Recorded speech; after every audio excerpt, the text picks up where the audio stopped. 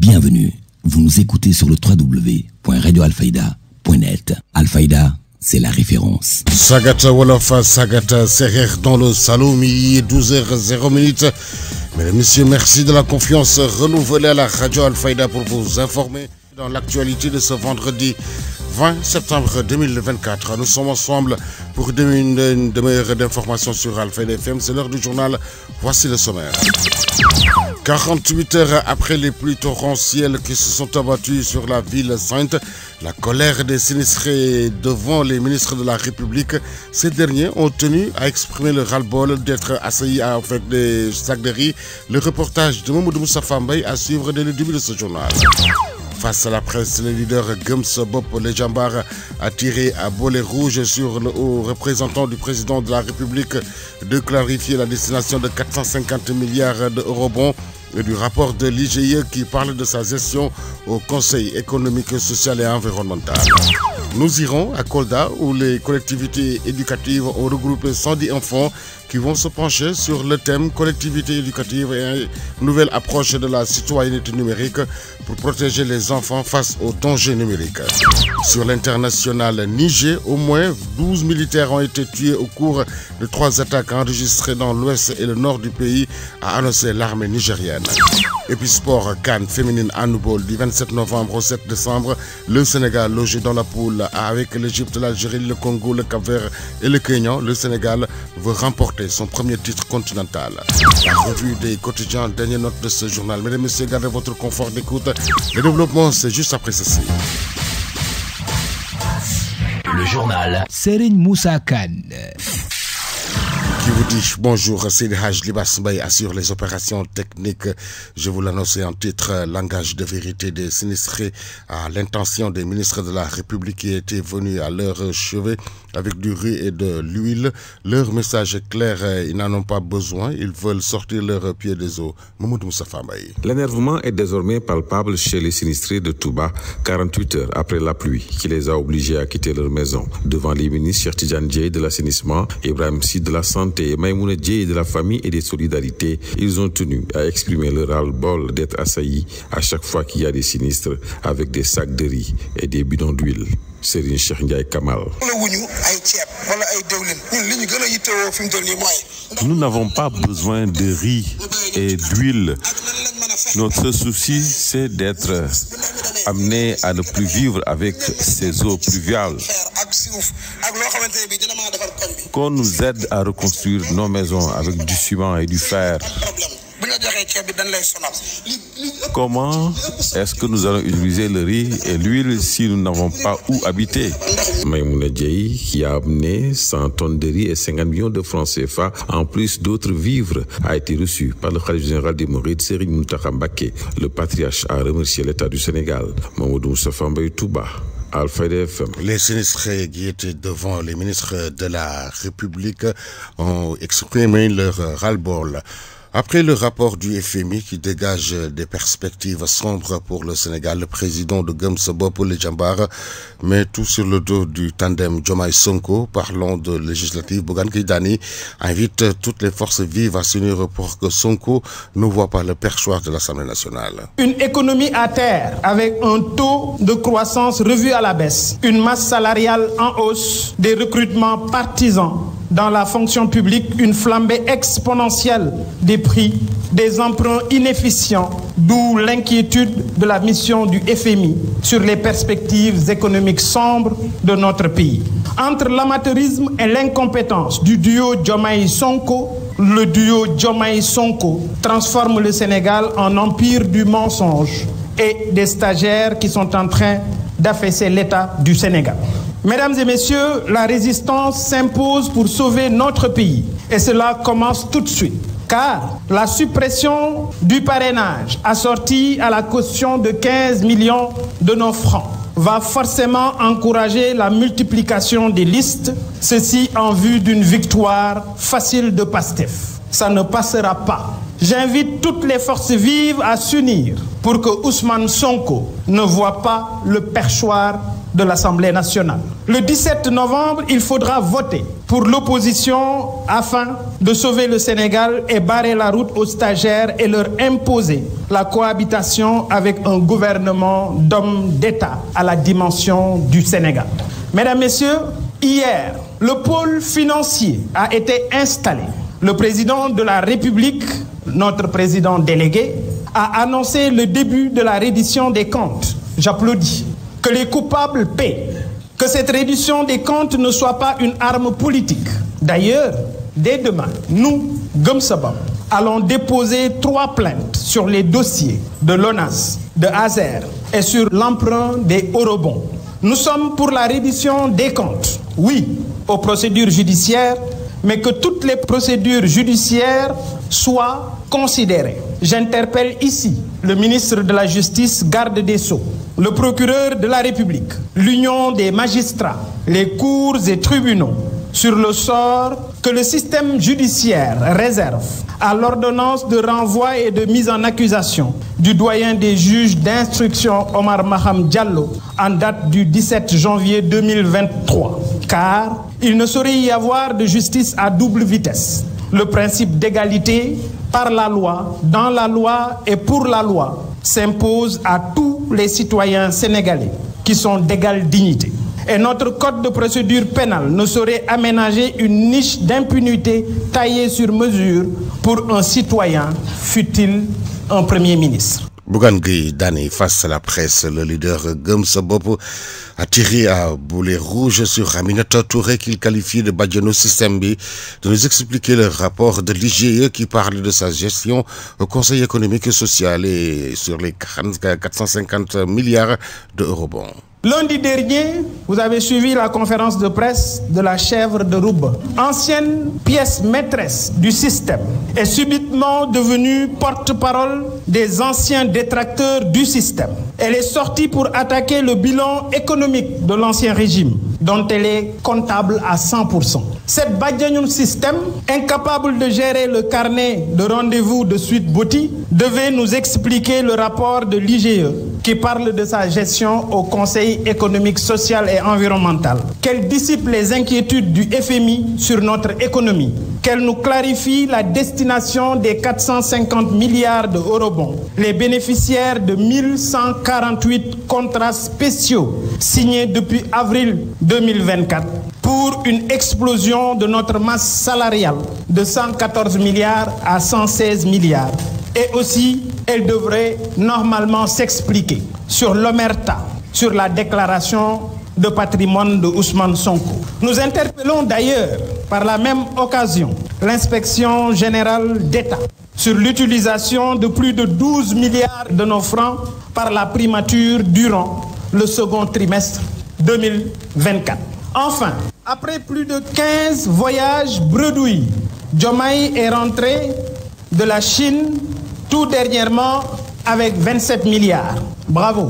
On voudrait savoir quelles sont les conditions de cette aide.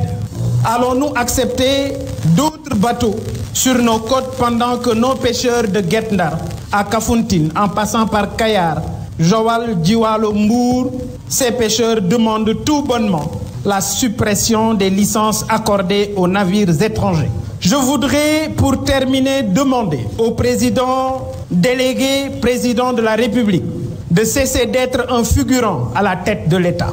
Qu'il comprenne que le véritable échec prend sa racine au sein des limites qu'il a établies dans son esprit, avec sa première limite qui réside dans le Diomaye Moïse Sonko. Ne gëm boppam, puisque demain, à l'heure du bilan, l'histoire retiendra le passif et l'actif de Diomaye. Xayan nak ku dégg séeréer. Qu'il sache, comme le disait le juge Kéba Mbaye, que les Sénégalais sont fatigués. Ils achètent aujourd'hui le kilogramme de riz parfumé à 700 francs, le kilogramme de riz non parfumé à 500 francs, le kilo de viande à presque 6 000 francs pour le mouton et presque 5 000 pour les autres catégories. Le kilo de sucre en morceaux à 825 francs. C'est dire, sans risque de me tromper, que Sonko et Diomaye nous affament. Enfin, nous irons vers les chancelleries et les Nations Unies pour porter le message de détresse des Sénégalais. Car Notre cher Sénégal est au bord de l'isolement diplomatique et du chaos économique à cause de l'incapacité des Djoutiman à la tête de la République. L'actualité régionale, nationale, c'est sur Alfayda FM 90.1. Émettons depuis Medina Baye, Maboul Cheikh, Imam Hassan Sissi, Studio Ali Moumara Alilo. L'info se poursuit sur la référence. Le maire de Ndjedjen, un conseil extraordinaire dont l'objet était la validation du plan de développement communal élaboré avec l'accompagnement de l'ARD, l'appui financier de Proval CV et la route Kaolack-Ndjedjen doit être connectée à la route nationale Abdelaziz Mbodje. On a convoqué le conseil municipal en conseil extraordinaire dont l'objet unique était la validation du plan de développement communal de la commune de Ndjedjen qui a été élaboré avec l'accompagnement de l'ARD et son consultant M. Diouf donc, et l'appui financier de Proval CV. Nous les remercions tous pour ce travail extraordinaire accompli pour donner à Ndjedjen un instrument de développement. Le plan de développement communal est un instrument de développement. Nous le tenons maintenant. C'est vrai que nous tenons aujourd'hui la voie pour le développement de la commune de Ndjedjen. Et je pense bien qu'on va se concentrer pour réaliser les 203 projets identifiés dans le cadre de ce plan. Le budget identifié, parce qu'on l'a séquencé en 5 années en plan d'investissement, d'intervention par an, de 427 millions par an. Je pense bien qu'avec l'appui des partenaires, la mobilisation du conseil municipal et la population de Ndjedjen, on va parvenir à réaliser ces objectifs et ces projets et pour le bien-être évidemment donc, de la commune de Ndjedjen, pour le développement de la commune de Ndjedjen. Évidemment, on a priorisé la préoccupation fondamentale qui est revenue et qui est constante, que tout le monde sait, c'est le désenclavement de la commune de Ndjedjen. Ndjedjen est chef-lieu d'arrondissement, une commune composée donc d'acteurs de développement très dynamiques dans l'agriculture, dans l'élevage, dans le commerce. Mais Ndjedjen est handicapé par le déplacement parce que c'est extrêmement difficile de se déplacer à Ndjedjen pour rejoindre surtout Kaolack. Ndjedjen doit être connecté à la route nationale. 9 km, c'est pas beaucoup. Le nom de Ndjedjen apparaît dans tous les documents de planification régionale et nationale, mais le projet est toujours remis au lendemain. Je pense bien que cette fois-ci, la route devra normalement être réalisée pour le développement économique de l'arrondissement, de la commune, mais aussi donc l'impact pour le développement du département de Kaolack. Désenclaver la commune de Ndjedjen, la réalisation de la route Ndjedjen-Lamaram, la piste doit être connectée pour faciliter le déplacement des populations. Une occasion également pour le maire de revenir sur la carte sanitaire. Un manque de ressources humaines est noté au niveau de ces postes de santé. Docteur Abdelaziz Mbodje, que je vous propose de réécouter. Maintenant, notre conception dans le cadre justement de ce document du désenclavement n'est pas seulement limitée donc, à la piste Ndjedjen-Lamaram, n'est pas seulement limité au goudronnage, au bitumage de la route Lamaram Ndjedjen, mais c'est global. Nous pensons qu'il faudra connecter les communes donc au village centre, au village justement donc qui les polarise, c'est-à-dire Ndjedjen village. Parce que se déplacer aussi, aller dans les autres villages, c'est extrêmement difficile parce que d'abord Ndjedjen a un handicap géographique, c'est la vallée. La vallée devrait être en vérité un atout parce que c'est une vallée presque d'eau douce, en tout cas jusqu'à la moitié de l'année. Donc il devrait pouvoir, il y a certains qui l'utilisent pour l'agriculture, mais souvent il y a des moyens de production à ce moment qui manquent. Donc cette vallée-là est jusque-là un handicap pour le développement de la commune de Ndjedjen parce qu'il faudra la traverser. Et je pense bien que dans le cadre de la connexion des pistes et des ponts, je pense que ça va aider à faciliter le développement. Aussi dans le cadre de la mise en valeur de la vallée parce que notre projet, notre objectif, c'est aussi mettre en valeur la vallée pour qu'au lieu de transformer ces handicaps en atout en termes de développement, en termes donc de projets maraîchers et de culture de contre-saison pour les populations de la commune de Ndjedjen. Oui, la carte sanitaire est revenue beaucoup doucement donc, parce que c'est important la santé. Donc c'est une compétence transférée. Il faudra rappeler que déjà, on a inauguré récemment un poste de santé à Tchahondjigan qui a commencé à être fonctionnel, ce qui a élargi la carte sanitaire de la commune à 4 postes. Et donc il y a beaucoup de cases de santé, mais certains ne sont pas fonctionnels. Et dans le document, il est véritablement recommandé de rendre fonctionnelles ces cases. Il est aussi constaté une insuffisance de ressources humaines au niveau des postes de santé. Parce qu'il n'y a que 4 infirmiers et un assistant, 4 sages-femmes. Donc c'est insuffisant en termes du point de vue des critères de l'OMS. Donc Ndjedjen ne remplit pas encore les critères de couverture sanitaire. À l'instant, Dr Abdelaziz Mbodje, maire de la commune de Ndjedjen. Le chef d'antenne régionale de Proval CV, Mamadou Kamara, à la suite de la rencontre de validation du PDC, il précise que plus de 15 périmètres maraîchers ont été accompagnés dans la commune de Ndjedjen. C'est une rencontre solennelle de validation donc, du PDC qui a été entamée depuis l'année dernière. Comme vous le savez, le PROVAL, c'est le projet de valorisation des eaux pour le développement des chaînes de valeur qui accompagne aussi les collectivités territoriales. Particulièrement à Ndiédiène, nous avons accompagné plus de 15 périmètres maraîchers qui sont donc aménagés en termes de clôture et aussi d'exor de l'eau à travers des mini-forages. Mais en plus aussi, la piste de production Ndiédiène jusqu'au niveau de Afé, jusqu'au niveau du périmètre de Gédaz. Et il importait aussi d'accompagner les collectivités territoriales à avoir des tableaux de bord, ce qu'on peut appeler les PDC. Et c'est dans ce sens qu'en 2023, nous avons eu à accompagner Paoskoto et 2023 Ndiédiène et Inch'Allah 2024, on va accompagner Mbadakhoune. Donc des outils de pilotage, des outils de développement qui permettent à ces collectivités territoriales d'identifier donc les contraintes majeures, de pouvoir décliner les axes prioritaires de développement, de chercher des partenaires pour vraiment arriver à un développement harmonieux de la collectivité et véritablement l'amélioration du niveau de vie des populations. Et dans ce sens, le PROVAL est à sa 5e année, l'année d'achèvement. Et véritablement, nous nous acheminons vers la 2e phase. Et Inch'Allah, ces préoccupations identifiées en matière d'agriculture, en matière d'élevage, mais en matière aussi de transformation seront prises en compte, particulièrement l'aménagement de la vallée de Afé au niveau de Ndiédiène. Inch'Allah, donc sera pris en compte dans la 2e phase du PROVAL CV au niveau de la région de Kaolack. Merci à Cheikh Ahmed Tidiane Diagne qui a recueilli tous ces propos pour nous. L'info se poursuit sur la référence direction Kolda où les collectivités éducatives regroupent 110 enfants qui vont se pencher sur le thème les collectivités éducatives et nouvelles approches de la citoyenneté numérique pour protéger les enfants face aux dangers numériques, nous dit Khalidou Djemé. Il est le directeur et instructeur dans le cadre des collectivités au micro d'Amadou Diatar. Dans les collectivités éducatives, nous avons des différentes CE, des différentes collectivités éducatives. Nous avons communément ce qu'on appelle les colonies de vacances. Nous avons le patronage, camp de vacances, centre aéré, j'en passe. Alors, l'activité que vous voyez ici, c'est le patronage. Le patronage, c'est une activité qui se fait à demi-pension. L'enfant soit vient à 8h, il rentre à midi, ou bien il vient à 15h, il rentre à 18h. Donc, c'est une demi-pension.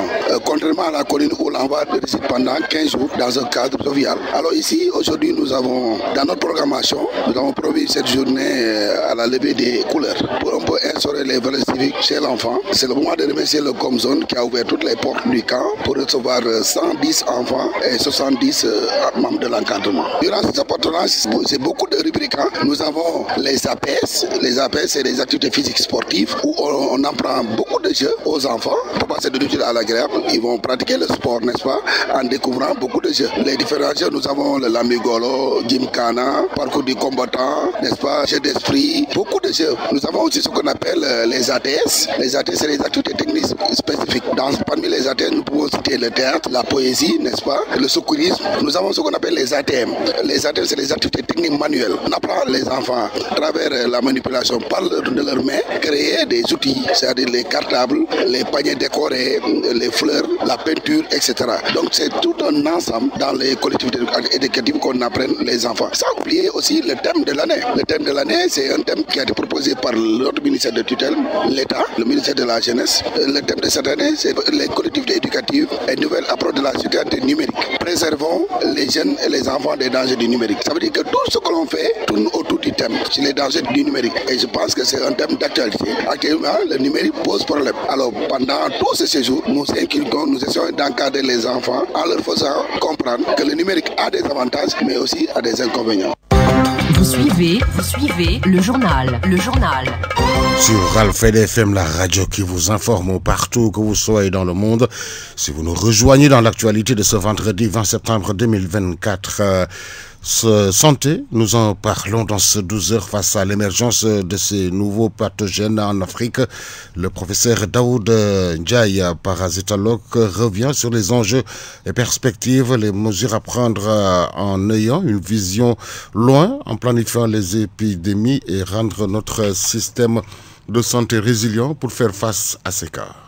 Les mesures sont connues, le lavage des mains. Aujourd'hui, même éviter tout contact avec une personne malade, éviter tout contact avec une personne qui aurait été en contact sans le savoir, surtout quand il y a une période d'incubation qui dure entre 2 à 4 semaines, pendant laquelle la maladie peut ne pas être visible ou pendant laquelle la personne peut effectivement transmettre la maladie. Donc vraiment, faire en sorte que si vous allez quelque part, ne pas stigmatiser personne, mais prenez vos dispositions pour qu'à chaque fois que vous avez un contact avec une personne suspecte, rapidement, vous faites vos mesures barrières, vous vous désinfectez et n'hésitez pas ou n'excluez pas d'aller vous rendre aussi à la structure de santé pour demander un conseil. Et à chaque fois que vous avez les premiers symptômes, la fièvre, les douleurs musculaires, les courbatures, certaines adénopathies ou encore mieux les éruptions cutanées qui peuvent être sur l'ensemble du corps, aucune zone n'est exclue, là quand même vous êtes obligé de vous déclarer comme personne probablement suspecte, qu'on puisse confirmer pour vous isoler d'abord, également dépister les personnes avec lesquelles vous êtes en contact. Ça permettrait de limiter la propagation et de vous sauver vous-même parce qu'aujourd'hui, quand on peut dire, même si les antirétroviraux qui sont là, comme tout médicament ou tout vaccin, il y a des limites d'efficacité. Donc, mais quand même, les complications qui pourraient tuer la personne pourraient être prises en charge au niveau des structures de santé pour quand même que vous puissiez retrouver la santé et ne pas avoir des dégâts, en tout cas collatéraux, après la guérison. Vous avez pas mal de cas. C'est pourquoi quand les gens me parlaient de virus, j'ai dit parlons de pathogènes. Parce que les pathogènes sont beaucoup plus larges. Les virus, c'est limité.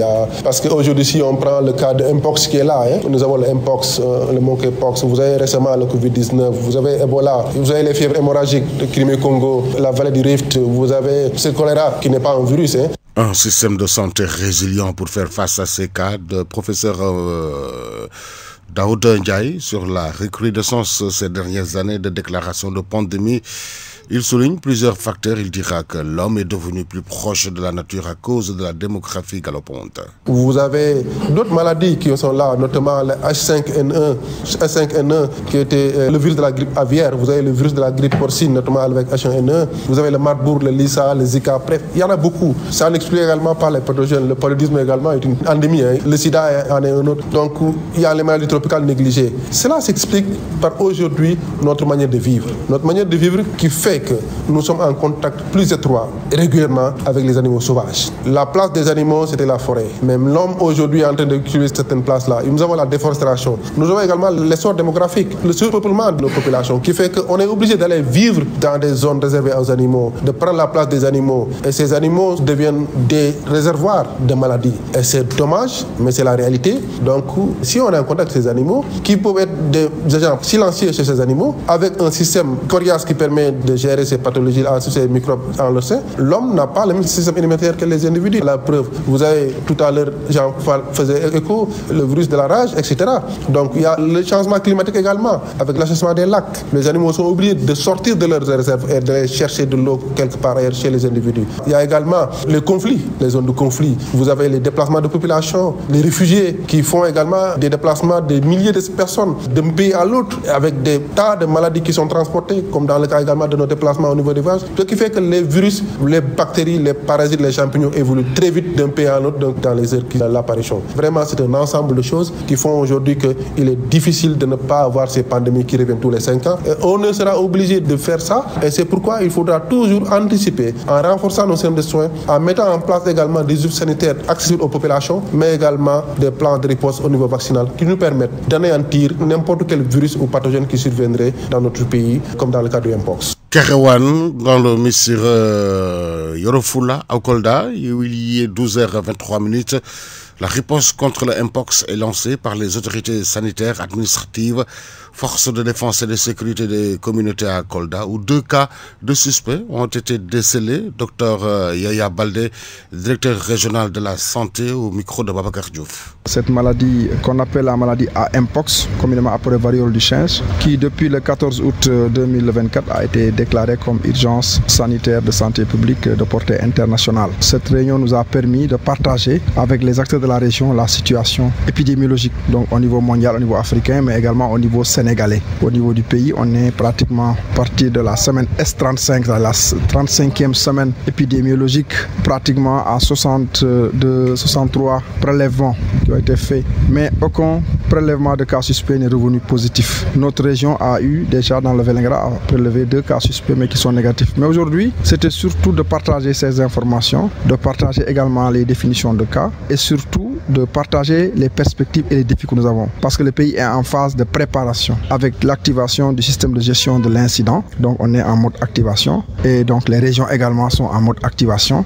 Mais il faut renforcer la préparation. Renforcer la préparation veut dire surtout au niveau des frontières. Parce que vous savez que cette maladie vient d'ailleurs. Parce que le foyer se trouve donc dans les régions d'Afrique centrale. Mais on a vu que la propagation se fait très vite. Aujourd'hui, c'est une quinzaine de pays africains qui sont concernés. Ça veut dire qu'il faut être vigilant d'abord au niveau de nos frontières. Ça veut dire qu'il faut renforcer non seulement les moyens de protection au niveau de ces frontières, mais renforcer également les moyens par rapport aux capacités de détection de ces cas suspects au niveau de la communauté, au niveau de l'ensemble des acteurs, au niveau des points d'entrée officiels désignés, mais également sur l'espace communautaire. Et donc c'est cela que nous avons fait en présence de nos partenaires et surtout se projeter sur les perspectives, c'est-à-dire l'élaboration des plans d'action dans cette phase de préparation qui sera surtout axée sur le renforcement des capacités, sur la communication, sur également l'identification des structures de prise en charge, mais également de tout le circuit par rapport à la remontée des prélèvements. Donc c'est tout cela qui était aujourd'hui l'objet de la rencontre, présidée donc par l'autorité, donc Madame le gouverneur. Vous savez qu'au niveau de la frontière, il y a une surveillance épidémiologique permanente. Il suffira de faire le point pour voir à quel niveau il faut encore apporter des renforcements, notamment dans les moyens de protection, mais également dans la mise à disposition de tous les outils, en tout cas pour faire les prélèvements.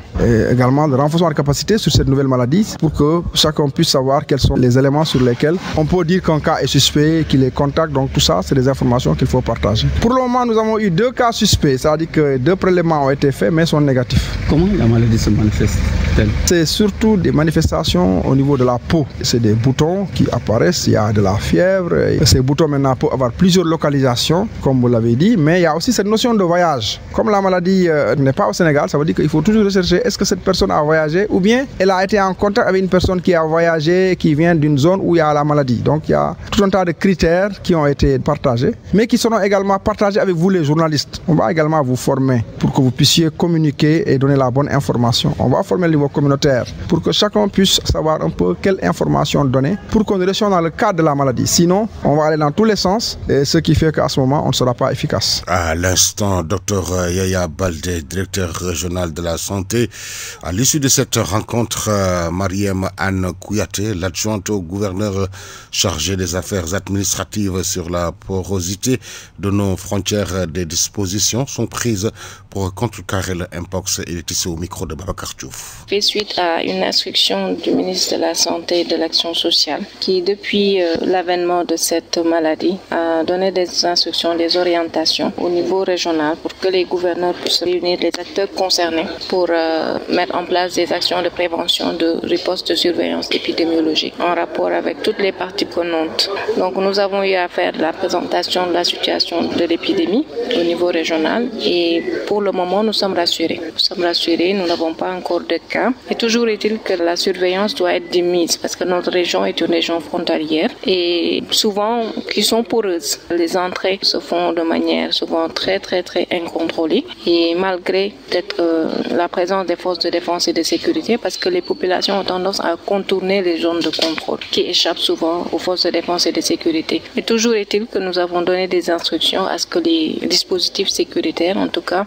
le maillage sécuritaire puisse être davantage renforcé puisque ce sont elles, les forces de défense et de sécurité qui sont les primo-contacts, qui sont directement en contact avec les éventuels cas que nous avons et nous avons plaidé à ce que les EPI leur soient dotés, qu'ils soient en tout cas outillés en termes d'équipement de protection, même s'ils en disposent, qu'ils soient davantage renforcés. Pour le personnel sanitaire, nous sommes rassurés. Toutes les dispositions sont prises avec à la tête le directeur régional de la santé, les médecins-chefs de district, mais également au niveau des postes de santé, cases et autres. Donc globalement, nous sommes rassurés. Donc la région de Kolda est résiliente face à d'éventuels cas. Nous prions aussi pour que ça ne survienne pas. Mais quand même, si jamais ça devait arriver, au moins qu'on soit méthodique, qu'on soit prêt, qu'on ait toutes les actions à notre portée à mettre en œuvre, à dérouler sur le terrain. Et à faire de cette telle sorte aussi que les populations reçoivent la bonne information. Et sur cela, nous avons vraiment jugé nécessaire d'inviter des journalistes qui ont été renforcés, mais qui le seront encore davantage sur les concepts, sur les développements à faire à l'endroit des populations pour qu'elles ne soient pas trop paniquées, parce qu'à chaque fois qu'il y a une nouvelle maladie, donc c'est la panique générale, mais comment faire pour que, en tout cas, la bonne communication puisse arriver au niveau de ces populations et qu'elles puissent adopter les bonnes actions de riposte. À l'instant, Mariem Anne Kouyaté, l'adjointe au gouverneur chargé des affaires administratives de Kolda, réagissait au micro de Babacar Diouf. Le conseil départemental de Kolda a voté à l'unanimité son compte administratif de la gestion de l'année 2023. Le compte a été arrêté à un budget de presque 400 millions, occasion pour le conseil municipal d'ouvrir sa session d'orientation budgétaire, n'est-ce pas Ousmane Diak? Le compte administratif validant l'exercice de l'année 2023 au niveau du conseil départemental a été validé et voté par l'ensemble des conseillers. Professeur Moussa Baldé est le président du conseil départemental de Kolda. Nous venons d'organiser une session du conseil départemental de Kolda. L'ordre du jour était centré sur 2 points. D'abord le vote du compte administratif, qui est une obligation qui nous est faite, et puis le lancement du débat d'orientation budgétaire pour 2025. Nous avons donc voté notre compte administratif 2023 à l'unanimité et nous avons lancé le débat d'orientation budgétaire pour 2025. Appelé en session d'orientation budgétaire, les débats ont aussi tourné sur plusieurs secteurs, notamment l'éducation et la santé. Professeur Moussa Baldé. Oui, vous savez que le conseil départemental a toujours mis comme priorité l'éducation au niveau de notre département. Et les conseillers qui représentent en général les communes du département ont tous fait des plaidoyers qui pour demander, par exemple, l'érection d'un collège ou l'augmentation des classes pour diminuer les abris provisoires. Les débats ont tourné entre le fait qu'on doit encore insister sur la résorption des abris provisoires ou bien quand même essayer aussi de prendre une partie du budget pour aller vers la santé. Le conseil dit aller vers les populations pour recueillir leurs avis pour le dragage du fleuve. Professeur Moussa Baldé. Il y a beaucoup de gens qui ont parlé du fleuve, notamment des gens comme l'honorable Tidjane Ndiaye qui sont des grands défenseurs du fleuve. Nous allons faire un forum sur le fleuve, réunir tous les acteurs pour parler du fleuve et voir comment vraiment nous allons avancer par rapport à cette question cruciale pour notre département, mais surtout pour toute la Casamance. Le conseil, à l'unanimité, entend faire le plaidoyer pour que l'hôpital régional de Kolda soit élevé à un niveau 3. News Info.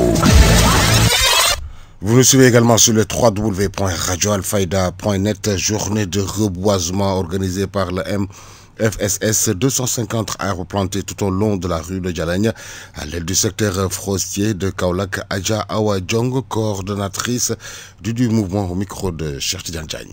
Cette journée de reboisement a été faite à l'aide du colonel Sow, c'est le directeur régional des eaux et forêts, et le capitaine Bodjan. Ils ont apporté une main pour soutenir cette journée. Cette journée a été faite pour suivre l'initiative du président Bassirou Diomaye Diakhar Faye pour un Sénégal vert. C'est pourquoi ce mouvement a été regroupé, rassemblé toutes les jeunes, toutes les femmes du quartier et toutes les Serindara pour faire reboiser tout notre quartier. On a planté environ 250, même il y a des rues qu'on n'a pas encore plantées parce que le colonel nous a dit que les plantes ne sont pas suffisantes, mais Inch'Allah, il nous a promis de renforcer aussi d'autres plantes pour les autres quartiers. Bien sûr, on a beaucoup fait dans l'école, même la présidente du parent d'élève a reboisé un arbre, les enfants aussi, mais peut-être vous avez vu les enfants du quartier. Il y a des enfants, il y a des élèves aussi du quartier. Il y avait les maîtres, il y avait aussi les responsables, les parents d'élèves, peut-être elle est là, mais vraiment on s'est donné une main pour faire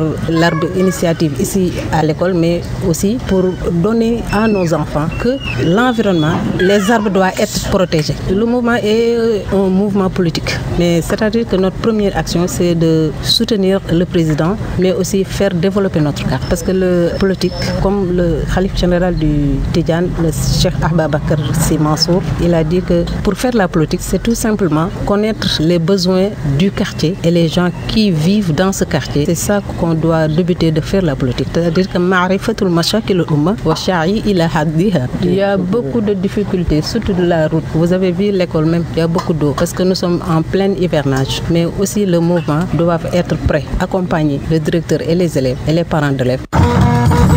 Actualité internationale.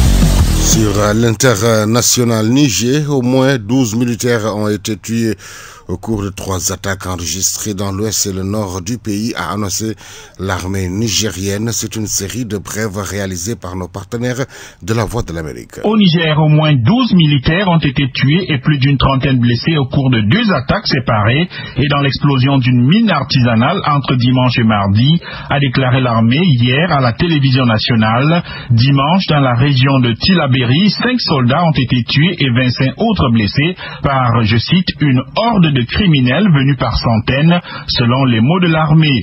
Elle affirme avoir, en réponse, dépêché des renforts terrestres et aériens qui ont permis de tuer plus de 100 terroristes. Lundi, dans la région de Difa, une patrouille a été victime d'un incident lié à un engin explosif improvisé qui a occasionné la mort de 5 soldats. Une frappe chirurgicale aérienne a, selon l'armée, permis de tuer plusieurs terroristes responsables de cet incident et de détruire les pirogues et du matériel. Mardi, enfin, dans la région d'Agadez, une autre attaque a visé un camp militaire et le poste de gendarmerie de Chirfa. 2 militaires sont morts et 6 autres blessés alors qu'ils tentaient de contrôler un véhicule des assaillants, a détaillé le bulletin des activités opérationnelles diffusé sur Télé Sahel. Une opération de poursuite a été immédiatement lancée pour traquer les assaillants en fuite et qui se dirigeaient vers la frontière libyenne. L'attaque a été revendiquée par un nouveau groupe armé, le Mouvement patriotique pour la liberté et la justice. Actualité internationale. La Cour pénale internationale va fermer son bureau en Côte d'Ivoire en 2025. Elle va néanmoins continuer d'enquêter sur les crimes commis pendant les crises des années 2000. Actualité internationale. Le représentant de l'ONU au Soudan du Sud a exprimé hier son regret et sa déception après l'annonce d'un nouveau report des premières élections de l'histoire du pays.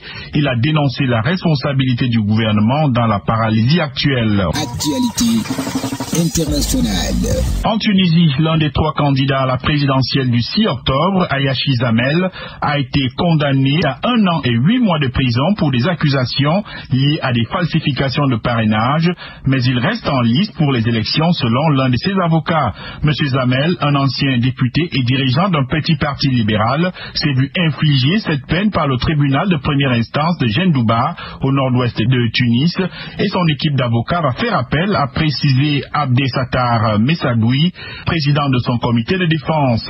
La condamnation a été prononcée en l'absence de l'accusé, selon l'avocat. Selon Maître Messaoudi, cette condamnation n'empêche pas M. Zamel d'être candidat au scrutin présidentiel. Il reste candidat à la présidentielle et son équipe va continuer sa campagne électorale, a indiqué l'avocat. Actualité internationale. Au Liban, une nouvelle vague d'explosions d'appareils de transmission du Hezbollah a fait hier au moins 14 morts et 450 blessés, d'après le ministère libanais de la Santé. Ces dernières attaques exacerbent les craintes d'une guerre totale dans la région. Actualité internationale. Et sport.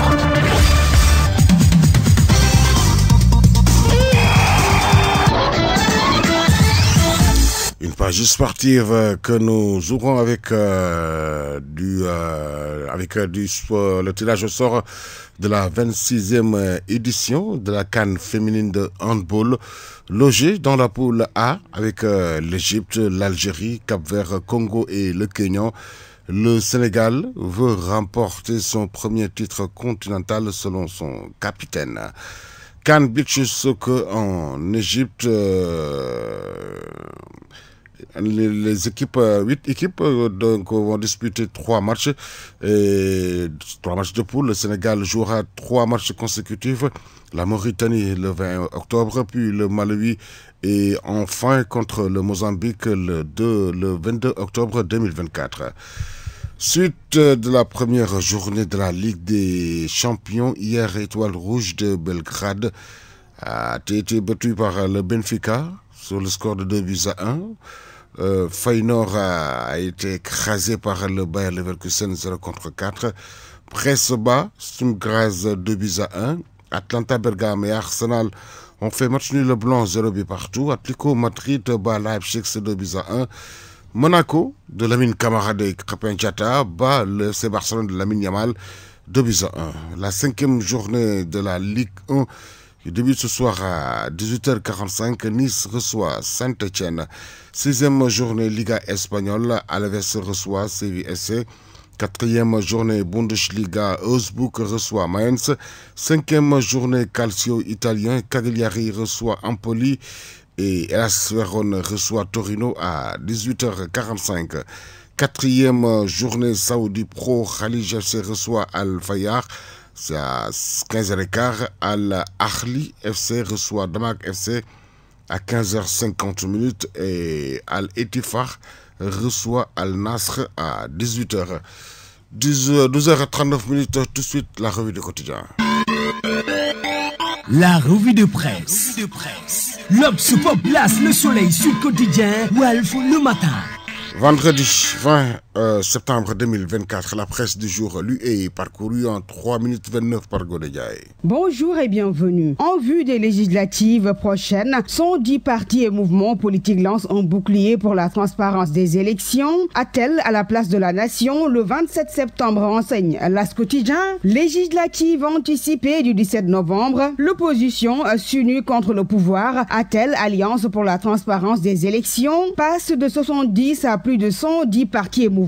Et d'ailleurs, allant dans ce sens, un vaste rassemblement est prévu le 27 prochain. Les Échos titrent à ce sujet: l'opposition se gonfle et engage le combat. L'opposition s'attelle à combattre les illégalités du processus électoral, lit-on dans l'Observateur, dont l'I quotidien et la Dépêche. Attelle dénonce un putsch électoral et réclame l'inscription sur les listes électorales de plus de 400 000 jeunes. L'opposition bat le rappel des troupes, écrit l'Info quotidien, s'agissant toujours de ces élections. Pour la bonne couverture médiatique de ces élections anticipées, le CNRA fixe les règles du jeu. L'exclusive note de son côté: le CNRA rafraîchit la mémoire des médias. Médias, société civile, acteurs politiques entre autres autour de ces législatives. Le FSR travaille pour une large majorité, tandis qu'Atel met la pression à l'État, constate Dakar Times. Pendant ce temps, à l'État du Sénégal presse le pas. Réunion interministérielle sur la préparation de la rentrée scolaire. Le Premier ministre Ousmane Sonko trace les grandes lignes avec 30 mesures prises pour la rentrée scolaire 2024-2025. Déficit d'enseignants, de salles de classe, d'échecs d'élèves aux examens. L'école sénégalaise mal en point au regard du diagnostic, évoque l'éveil quotidien. Les 30 mesures clés du Premier ministre Ousmane Sonko pour une rentrée scolaire réussie à la une du Républicain.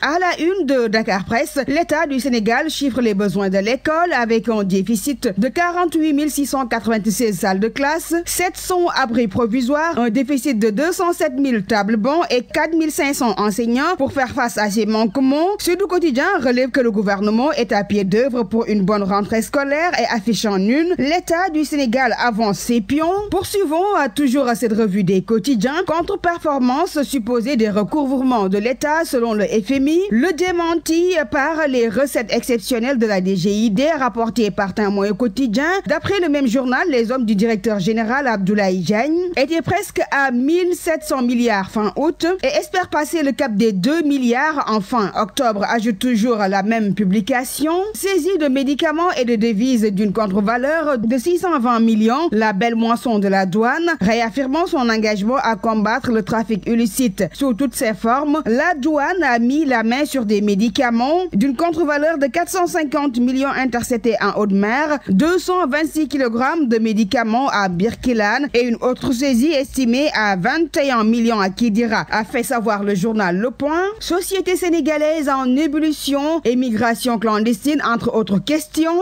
Le mandat met le focus sur le plaidoyer des missionnaires de l'évangile. Terminons en sport cette revue des titres avec le Sénégal qui poursuit sa chute. Classement FIFA, les Lions de la Teranga chutent à la 28e place mondiale. D'après le journal Wii Sport, les hommes de Alioune Cissé ont reculé de 2 places. Ils sont passés de la 19e à la 28e place. C'était tout pour la revue des titres. Merci de l'avoir suivi et très bonne lecture. C'est la fin de cette édition. Merci à toute l'équipe qui a permis à sa réalisation.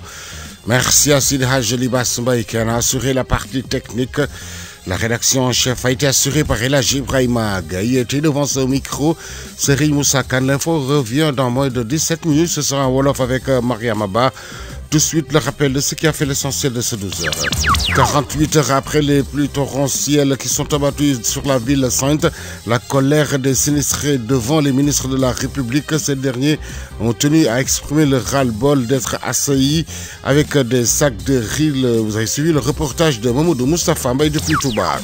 Face à la presse, le leader Gums Bob Le Djambar a tiré à boulet rouge sur le haut représentant du président de la République de clarifier la destination de 450 milliards d'eurobonds et du rapport de l'IGE qui parle de sa gestion au Conseil économique, social et environnemental. Nous étions à Kolda où les collectivités éducatives ont regroupé 110 enfants qui vont se pencher sur le thème collectivité éducative et nouvelle approche de la citoyenneté numérique, protéger les enfants face aux dangers du numérique. En seconde partie, vous avez suivi l'international, la page sportive et la revue des quotidiens qui ont mis un terme à ces 12 heures. Mesdames et messieurs, merci de nous avoir accueillis dans l'intimité de chez vous. Excellente suite de programme sur la 90.1. Le journal Serigne Moussa Kane.